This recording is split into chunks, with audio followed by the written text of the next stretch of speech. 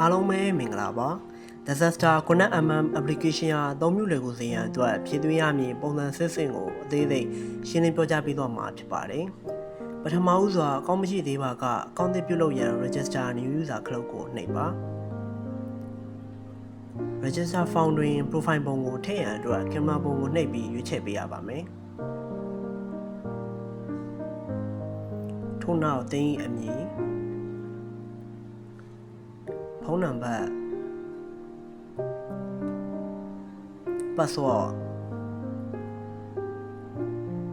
confirm password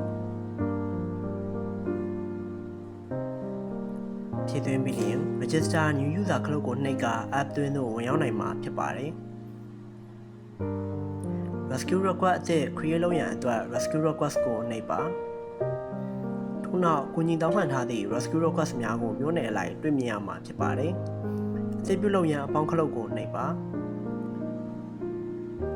rescue request create လုပ်သည့်အခါကူညီတောင်းခံမည့်နေရာသည်တင်းလက်ရှိသည့်နေရာဟုတ်မဟုတ်မေးသည့်အလက်ပေါက်တက်လာပါလိမ့်မည်ဟုတ်ပါက yes ကိုနှိပ်ပါကူညီတောင်းခံသည့်နေရာသည်တင်းယခုလက်ရှိသည့်နေရာမဟုတ်ပါက no ကိုနှိပ်ပြီးမြေုံပေါ်တွင်ပင်ထောက်ပေးပါထို့နောက်တင်းသည့်နေရာရယူရန်အလက်ပေါက်တက်လာပါကအလောင်းကိုနှိပ်၍ဆက်လက်အသုံးပြုနိုင်ပါသည် rescue request form တွင်ကူညီတောင်းခံမည့်သူ၏အမည်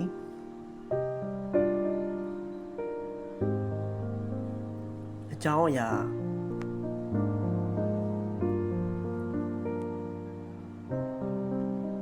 လိပ်စာအသေးစိတ်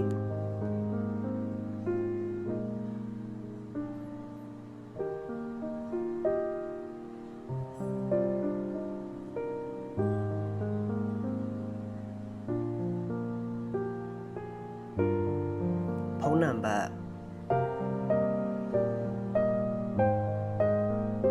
မြို့နယ်မြို့အမည်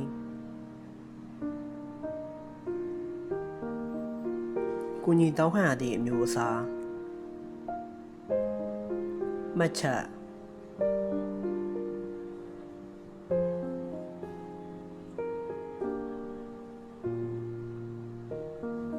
ဓာတ်ပုံများအားဖြည့်သွင်းပါ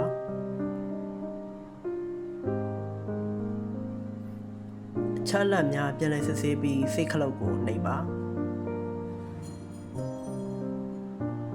ထို့နောက်သင်၏ rescue request ကြီး system သို့အောင်မြင်စွာရောက်ရှိသွားမည်ဖြစ်ပါတယ်